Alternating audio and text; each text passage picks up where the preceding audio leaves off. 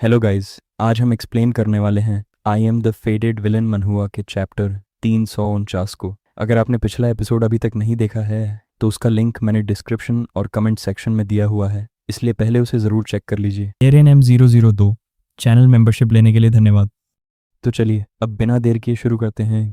गुचेंग और sect master जियान bridge पर साथ साथ चल रहे होते हैं। तभी गुचेंग सेक्ट मास्टर जियान की तरफ देखते हुए पूछता है, सेक्ट मास्टर जियान, क्या आप बहुत एंग्जायस हैं? तब वह एक साई लेते हुए जवाब देती हैं, आजकल अपर रीलम में हालात बहुत प्रिकेरियस हैं और हर कोई खुद को इनसिक्योर महसूस कर रहा है। वह थोड़ी देर रुकती हैं और फिर आगे कहती हैं, मैंने सुना है कि जो ग्रेट फैक्शंस और सेक्ट्स के ओल्ड एंसेस्टर्स और ट्रू एंसेस्टर्स कुंजी यूनिवर्स में गए थे, उनमें लगभग कोई भी सर्वाइवर नहीं बचा। फिर वह समझाते हुए कहती हैं, लेकिन इसी समय एक डार्क हेवनली कोर्ट भी राइज हुआ है। उनकी स्ट्रेंथ अनहर्ड है और उनकी ओरिजिन भी बेहद कंफ्यूजिंग और मिस्टीरियस है। उनके कारण इतनी सारी फैक्शंस को ओवरनाइट वाइप आउट कर दिया गया है। मेरी पर्पल एक्सट्रीम पिल सेक्ट पहले से ही फाइटिंग में एडप्ट नहीं है। अगर उन्होंने हमें टारगेट कर लिया तो मुझे डर है कि हम। यह सुनकर गुचेंग शांति से मुस्कुराते हुए उनकी बात सुनता रहता है। फिर गुचेंग अपनी आंखें सेक्ट मास्टर जियान की तरफ घुमाकर कहता है, sect master Jian, feel free to speak your mind. Gucheng की बात सुनने के बाद सेक्ट मास्टर जियान सम्मानपूर्वक गुचेंग के सामने गहरा बौन करती हैं और कहती हैं, मैं यंग मास्टर चांगे और गो फैमिली से विनती करती हूँ कि मेरी पर्पल एक्सट्रीम पिल सेक्ट को थोड़ी प्रोटेक्शन प्रदान करें। लेकिन गू चेंग शांत स्माइल के साथ वहीं खड़ा रहता है और कहता है, ओह, सेक्ट मास्टर जियान अब लिन क्यूहुआन को लेकर मेरे साथ फाइट नहीं करने वाली। इसके बाद वह आगे बढ़ती हैं, अपना हाथ वेव करती हैं और स्माइल के साथ कहती हैं, यंग मास्टर चांगे जरूर मजाक कर रहे होंगे। अगर आपको ज़रूरत है तो पूरी पर्पल एक्सट्रीम पिल सेक्ट को आपके कमांड के अंडर इनकॉर्पोरेट कर दिया जाए। तब गूचेंग सहमत होते हुए कहता है, ऑन द राइट, मैं बाद में किसी को भेज दूंगा ताकि डार्क हेवनली कोर्ट के प्रोसिक्यूशन से तुम्हारी प्रोटेक्शन की जा सके। तब वह गूचेंग को काइंडली रिमाइंड करती हैं, हालांकि ऐसी रूमर्स हैं कि डार्क हेवनली कोर्ट का लॉर्ड शायद वही व्यक्ति हो सकता है जिसने इमॉर्टैलिटी अचीव की है, इसलिए आपको भी एक्स्ट्रा केयरफुल रहना चाहिए। इसके बाद सीन शिफ्ट होकर एल्केमी हॉल के अंदर पहुंचता है, जहां एक येलो हेयर गर्ल गूचेंग से बात कर रही होती है और कहती है, मेरी करंट स्ट्रेंथ के साथ जब तक मैं मटेरियल्स गैदर कर लूं और एक सुप्रीम ग्रेड पिल फर्नेस ढूंढ लूं, तब तक मैं पर्पल एक्सट्रीम इमॉर्टल पिल को रिफाइन करने की कोशिश शुरू कर सकती हूँ। हालांकि शुरुआत में मैं फेल हो सकती हूँ। फिर वह आगे समझाते हुए कहती है, हेवन एंड अर्थ का करंट एनवायरनमेंट अभी तक एंशियंट एरा में वापस नहीं लौटा है। शायद इस पिल को रिफाइन करते समय मुझे पिल ट्रिबुलेशन का सामना न करना पड़े। भले ही इससे इसकी कुछ मेडिसिनल एफिकेसी इफेक्ट हो सकती है, फिर भी ये काफ़ी एस्टॉनिशिंग होगा। इसके बाद ग्यूचेंग उसे कुछ एंशियंट पिल रेसिपीज देता है। पिल रेसिपीज को देखते ही वह खुशी से स्माइल करने लगती है। गुचेंग भी स्माइल करता है और मन ही मन सोचता है, जैसा एक्सपेक्टेड था, जो लोग टेक्निकल स्किल्स पे फोकस करते हैं उनके माइंड सिंपल होते हैं। उसे अपर रियलम में लाने के बाद मैंने उससे ज़्यादा मुलाकात भी नहीं की। मैंने सच में उसे नेग्लेक्ट कर दिया है। तभी अचानक 7 रंगों की लाइट्स उसके चेहरे पर फ्लैश होने लगती हैं और उन्हें देखकर वह एक पल के लिए स्टंड रह जाती है। उसका रिएक्शन देखकर गुचेंग कामली समझाता है, इस कलरों ने 3 डाओ अचीवर्स को रिफाइन किया है। इसकी क्वालिटी पर्पल एक्सट्रीम इमॉर्टल पिल को रिफाइन करने के लिए वर्दी होनी चाहिए। इतना कहकर गुचेंग वह कलरों ने उसके हाथ में दे देता है। वह लड़की डिसबिलीफ में स्टार्टल्ड होकर उससे पूछती है कि क्या वह सच में ये कलरोन उसे देने वाला है। गुचेंग नॉड करता है और मुड़कर उसे काइंडली रिमाइंड करता है, तुम्हें मटेरियल्स की भी चिंता करने की जरूरत नहीं है। मैं किसी को उन्हें डिलीवर करने के लिए भेज दूंगा। मैं इस नियर बाई स्टारफील्ड में भी सारी अरेंजमेंट्स कर दूंगा। कोई भी यहाँ आकर ट्रबल करने की हिम्मत नहीं करेगा। तुम पीसफुली इस पर्पल एक्सट्रीम इमॉर्टल पिल को रिफाइन कर सकती हो। तब वह पोलाइटली जवाब देती है, क्यूहुआन डेफिनेटली आपको डिसअपॉइंट नहीं करेगी, यंग मास्टर चेनग। इसके बाद गुचेनग अपनी आंखें बंद कर लेता है और मन ही मन सोचता है, मिंग कोंग, चुचू, यिन मेई और यहाँ तक कि शान एयर, उनकी स्ट्रेंथ अभी भी निर्वाण दायरेम के आसपास भी नहीं है। इमॉर्टैलिटी अचीव करना तो दूर की बात है। अगर मुझे अपने पूरे फैमिली को साथ लेकर इमॉर्टैलिटी अचीव करनी है तो मैं सिर्फ इन इमॉर्टल पिल्स का इस्तेमाल कर सकता हूँ। और वह कैजुअली कहता है, मुझे बस उन्हें पिक्स की तरह फीड करना होगा। तभी उसके माइंड में अपने एक सीन फ्लैश होता है जहाँ मिंग कांग, चुचू, यिन मेई और यहाँ तक कि शान एयर भी इमॉर्टल पिल्स को कैंडी की तरह खा रहे होते हैं। फिर गुचेंग दोबारा मन ही मन सोचता है, किसने सोचा था कि यही वो पाथ था जो मैंने ओरिजिनली अपने लिए प्रिपेयर किया था। दूसरी तरफ एक ब्राइट मूनलिट नाइट में सूचिंग एक माउंटेन क्लिफ पर बैठी होती है। तभी 2 फिगर्स साइलेंटली उसके पीछे अपीयर होती हैं। उनमें से लड़की कहती है, गुचेंग, वह अभी तक बिना हिले वहीं बैठी हुई है। तब गुचेंग उसे जवाब देता है, समझ गया, तुम जा सकती हो। इसके बाद गुचेंग आगे बढ़ता है और सूचिंग से पूछता है, क्या तुम अभी भी मुझसे नाराज हो? पीछे से किसी की आवाज़ सुनकर सूचिंग एक पल के लिए सरप्राइज्ड हो जाती है, लेकिन जल्द ही उसे एहसास हो जाता है कि वह कौन है। वह अपनी आंखें थोड़ी संकरी करती है और सैड टोन में जवाब देती है, चिंगे ऐसा करने की हिम्मत नहीं करेगी। गुचेंग ने मुझे किल नहीं किया, यही अपने आप में बहुत बड़ी मेहरबानी है। इसके बाद वह उसे उसकी शादी के लिए कंग्रेचुलेट करती है और कहती है, बस अफसोस है कि मैं उस वेडिंग सेरेमनी को अपनी आंखों से नहीं देख सकी। तब गुचेनक उसकी तरफ देखता है और कहता है, लव से पैदा हुई हेट की वजह से तुमने एक इनर डीमन डेवलप कर लिया है। लेकिन वह चुप रहती है। अगले ही पल उसकी सेकंड सोल सूचिंग के बॉडी से बाहर लीप करती है और अपनी फिंगर गुचिंग की तरफ पॉइंट करके चिल्लाती है, ओ माय गॉड, देखो क्या इस आदमी का फेस 10,000 एयर मिस्टिक आयरन से बना है। आखिर उसकी हेट बॉर्न फ्रॉम लव किससे पैदा हुई है? मैंने तुम्हें बहुत पहले ही बता दिया था। जब इसका तुमसे काम पूरा हो जाए तो तुम बस जाकर मर सकती हो। लेकिन अगले ही पल गुचिंग अपनी कोल्ड ब्लैक आइज से उसकी सेकंड सोल को घूरता है और उसे थ्रेटन करते हुए कहता है, अगर तुम इतनी नॉइजी बनी रही तो मैं सबसे पहले तुम्हारी सोल को स्कैटर करके वैनिश कर दूंगा। गुचेंग को अपनी सोल फॉर्म में भी उसे देख पाते हुए देखकर वह पैनिक कर जाती है और गुचेंग से पूछती है, तुम मुझे कैसे देख सकते हो? तब सूचिंग टूटी हुई आवाज में कहती है, इस दुनिया में हर कोई उस दूसरी शोर तक पहुंचने के लिए स्ट्रगल कर रहा है। कोई दूसरों को क्रॉस कराने की कोशिश कर रहा है तो कोई खुद क्रॉस करना चाहता है। वह थोड़ी देर रुकती है और फिर आगे कहती है, यंग मास्टर चेंग का अपना क्रॉसिंग का तरीका है और मेरा अपना। ये सब मेरी अपनी चॉइस है। इसके कॉन्सिक्वेंसेस चाहे जो भी हों, मैं उन सभी को एक्सेप्ट करती हूँ। इसके बाद सीन शिफ्ट होकर एंशिएंट बौद्धिस्ट माउंटेन की तरफ चला जाता है। वहाँ एक बौद्धिस्ट मोंक कहता है, जूनियर ब्रदर चना का पतन हो चुका है। जिस व्यक्ति ने इमॉर्टैलिटी अचीव की है उसकी आइडेंटिटी अभी भी एक मिस्ट्री बनी हुई है और अब डार्क हेवनली कोर्ट हर जगह रैम्पेज कर रहा है। हेवनली एम्परर माउंटेन जैसी कई फैक्शंस को वाइप आउट कर चुका है।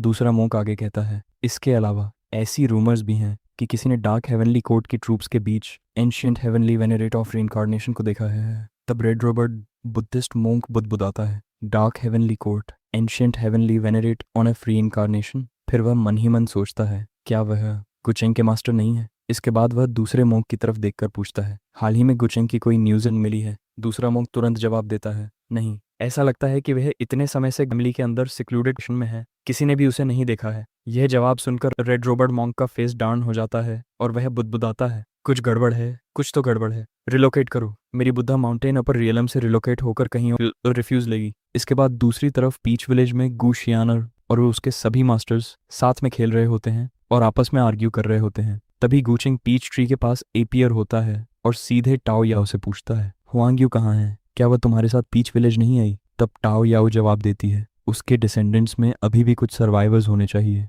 वह उनकी चिंता करना बंद नहीं कर सकती। गुचेंग के सवाल का जवाब देने के बाद ताओ याओ उससे पूछती है, अब तुम अपर रेल्म से भी ऊपर ट्रांसेंडेंट हो चुके हो, फ्यूचर के लिए तुम्हारे क्या प्लान्स हैं? क्या तुम सीधे इमॉर्टल डोमेन जाने वाले हो? तब गुचेंग कामली स्माइल करते हुए जवाब देता है, कोई जल्दबाजी नहीं है। इमॉर्टल डोमेन को अपर रियलम से कनेक्ट होने में अभी बहुत समय है। पहले मैं एक डिवाइन किंगडम एस्टैब्लिश करूंगा और पूरे अपर रियलम को कंप्लीटली कंट्रोल करूंगा। इसके बाद गुचेंग गुशियानर की तरफ बढ़ता है। तभी सभी एल्डर्स खेलना रोककर गुचेंग की तरफ देखने लगते हैं। तभी गुचेंग पीछे से शियानर को बुलाता है और उसके मास्टर्स सम्मानपूर्वक गुचेंग का अभिवादन करते हैं। इसके बाद गु शियानर पीछे मुड़कर देखती है और वहां गुचेंग को देखकर शॉक हो जाती है। दोनों आपस में बात करने लगते हैं और गुशियानर गुचेंग से पूछती है, क्या इमॉर्टल डोमेन अब अपर रियलम से कनेक्ट होने वाला है, इसलिए आप जाने की तैयारी कर रहे हैं? तब गुचेंग कहता है, तो तुम इसी बात को लेकर वरीड थी? गुशियानर अपनी आंखें नीचे कर लेती है और लो वॉइस में कहती है, क्या इसका मतलब यह भी है कि इमॉर्टल डोमेन की एंटिटीज अपर रियलम को इन्फ्लुएंस कर सकती हैं? वह एक पल रुकती है और फिर आगे कहती है, मैंने सुना है कि टैबू एपॉक के बाद इमॉर्टल डोमेन और अपर रियलम अलग हो गए थे। उस समय इमॉर्टल रियलम की वे प्रीवियस एग्जिस्टेंसेस या यहाँ तक कि वे लोग जो इमॉर्टल रियलम से भी फार सरपास कर चुके थे, सभी इमॉर्टल डोमेन में चले गए। अब कौन जानता है कि उनकी कल्टिवेशन बेसिस कितनी प्रोफाउंडली डीप हो चुकी हैं। इसके बाद वह तुरंत गुचेंग की तरफ देखती है और कहती है, जब इमॉर्टल डोमेन वास्तव में अपर रियलम से कनेक्ट होगा तब क्या आप उन लोगों को राइवल कर पाएंगे? फिर वह आगे कहती है, आपने इतने सारे एनिमीज बना रखे हैं, अगर समय आने पर आप उन्हें हरा नहीं पाए तो क्या करेंगे? तब गुचेंग अपना हाथ हल्के से उसके शोल्डर पर रखता है और पूछता है, तुम तो बहुत आगे की चिंता कर रही हो, चिंता मत करो, जब समय आएगा तब उस ब्रिज को क्रॉस कर लेंगे। वह जवाब देती है, मैं इसके बारे में और कैसे न सोचूं? अगर इमॉर्टल डोमेन में कोई आपका इंतजार कर रहा हुआ तो इमॉर्टलिटी अचीव करना एंड नहीं है, मुझे बस एक बैड प्रमोशन हो रही है। यह सुनकर गुचेंग हल्के से उसकी तरफ आंखें घुमाता है और मन ही मन सोचता है, क्या वह सच में सही हो सकती है? लेकिन गुचेंग गुशियानेर के सिर के ऊपर उसका फॉर्च्यून वैल्यू नहीं देख पाता। फिर वह कहता है, इमॉर्टल डोमेन जाने में अभी काफ़ी समय है। और गुचेंग मन ही मन सोचता है, हालांकि मुझे स्पॉन कैंप करने की कोशिश कौन करेगा? इसके बाद गु शियानेर जल्दी से गुचेंग से थोड़ी दूर चली जाती है, उसकी तरफ फिंगर पॉइंट करती है और कहती है, यह एक रेयर अपॉर्चुनिटी है, अपनी कल्चरेशन रियलम को सप्रेस करो एंड चलो एक फेयर एंड स्क्वायर बैटल करते हैं। अगले ही पल दोनों स्पैरिंग शुरू कर देते हैं। टायो याओ उनकी तरफ देखते हुए कहती है, लगता है वह शाइनर को इमॉर्टैलिटी अचीव करने में हेल्प करना चाहता है। ताओ याओ की बात सुनते ही गू, शाइनर के सभी मास्टर्स के मुंह शॉक में खुले रह जाते हैं और वे हैरानी से कहते हैं, क्या अचीव अचीव इमॉर्टैलिटी? लेकिन ताओ याओ कामली उन्हें रिमाइंड करती है, गुचेंग शाइनर के साथ काफ़ी इंडिजुलेंट रहा है, तुम छोटे लोगों को निश्चिंत रहना चाहिए। फिर कई डेकेड्स बाद शहर के ऊपर आसमान में फेंट पर्पल एनर्जी फ्लो होने लगती है और उस पर्पल एनर्जी के बीच से एक पैलेस धीरे धीरे अपीयर होने लगता है। कई कल्टीवेटर्स आसमान की तरफ देखते हुए बुदबुदाते हैं, डार्क हेवनली कोर्ट दुनिया में अपीयर हो रहा है। उनकी आंखें प्योर शॉक से वाइड हो जाती हैं। तभी पर्पल एनर्जी उनकी तरफ फ्लो करती है और लोग जोर जोर से चिल्लाते हैं, supreme creation emperor of great freedom from the heavens behind heavens. Cultivators घुटनों के बल झुक जाते हैं और चिल्लाते हैं, supreme creation emperor of great freedom from the heavens behind heavens, और उन्हें पर्पल एनर्जी से ब्लेसिंग्स प्राप्त होती हैं। वहीं ट्रू इमॉर्टल एकेडमी में सिक्स्थ क्राउन प्रिंस और एकेडमी हेडमास्टर भी इस स्ट्रेंज सीन को देखते हैं। एकेडमी हेडमास्टर कहता है, क्या वह आखिरकार खुद को रिवील करने वाला है? डार्क हेवनली कोर्ट का लॉर्ड दूसरी तरफ को फैमिली में कई गु फैमिली एल्डर्स और फैमिली हेड भी आसमान की तरफ देख रहे होते हैं। उनमें से एक एल्डर कहता है, सोचने वाली बात है कि इसका प्रोक्लेमेशन मेरी गु फैमिली में भी किया जा रहा है। ऐसा लगता है कि डार्क हेवनली कोर्ट का लॉर्ड सभी फैक्शंस को सेरेमोनी में अटेंड करने के लिए बुलाना चाहता है। दूसरा एल्डर कहता है, वाकई बहुत एरोगेंट और रिबेलियस है। तब फैमिली हेड कहता है, इन पिछले कुछ डेकेड्स में उन्होंने हमारी ग्यू फैमिली को स्लाइटेस्ट भी ऑफेंड नहीं किया है, इसलिए हम जाकर देख ही सकते हैं। इसके बाद एक एल्डर अपनी बियर्ड स्ट्रोक करते हुए कहता है, फैमिली हेड को इतनी आसानी से डेंजर रिस्क नहीं करना चाहिए। हम में से ज़्यादा एल्डर्स चले जाएं तो वही सब्सटैंशियल इनफ होगा। तब रेड रोबर्ट फीमेल एल्डर जवाब देती है, यस फैमिली हेड, हालांकि हमें गूचेंग को केयरफुल रहने के लिए रिमाइंड करना चाहिए। आखिर डार्क हेवनली कोर्ट ने पहले भी उस पर अटैक किया था। इसके बाद वह गूचेंग के फादर से पूछती है, वैसे हाल ही में किसी ने उसे देखा क्यों नहीं है? यह सुनकर गूचेंग के फादर हेल्पलेसली स्माइल करते हैं। इसके बाद सीन शिफ्ट होकर एंशियंट इमॉर्टल कॉन्टिनेंट की तरफ चला जाता है, जहां वहां भी कई कल्टीवेटर्स इस स्ट्रेंथ फेनोमेनन को देखकर शॉक्ड होते हैं। उनमें से एक फेदरमैन प्राउडली कहता है, सिस्टर देखो, इस वर्ल्ड में सच में सुप्रीम एग्जिस्टेंस मौजूद है। लेकिन उसकी सिस्टर का मूड बिल्कुल नहीं बदलता। वह अपनी वाइल्ड फैंटेसी जारी रखते हुए मन ही मन सोचता है, जैसा एक्सपेक्टेड था, मैं झूठ नहीं बोल रहा था, और कल्पना करने लगता है कि कोई स्कॉलरली मैन वहाँ अपीयर होगा। तभी पैलेस में कई फुली आर्मर्ड जनरल्स अपीयर होते हैं और पैलेस के मेन एंट्रेंस के दोनों तरफ एक स्ट्रेट रो में खड़े हो जाते हैं। डार्क हेवनली कोर्ट का पैलेस मिस्ट के बीच से पूरी तरह ही अपीयर होता है और पैलेस से पर्पल एनर्जी की थ्रेड्स फ्लो होने लगती हैं। वहीं सिक्योरिटी के लिए 36 हाईली स्किल्ड स्टार लॉर्ड्स खड़े होते हैं। पैलेस के बोर्ड पर डिवाइन टेम्पल का नाम लिखा होता है। अचानक एक आवाज़ इको होती है और कहती है, द नेशनल सैक्रिफाइस बिगिंस। तब गूचेंग अपने दोनों हाथ हवा में उठाता है और हर तरफ पर्पल एनर्जी फ्लो होने लगती है। वह आगे कहता है, डार्क हेवनली कोर्ट का नेशनल वेपन फोर्स होकर एक ब्लेजिंग ग्रेट सन बनेगा। इसके बाद डिवाइन टेम्पल पूरी तरह से हवा में मैनिफेस्ट हो जाता है। कई कल्टीवेटर्स जोर जोर से चिल्लाने लगते हैं, immortal divine kingdom, immortal divine kingdom.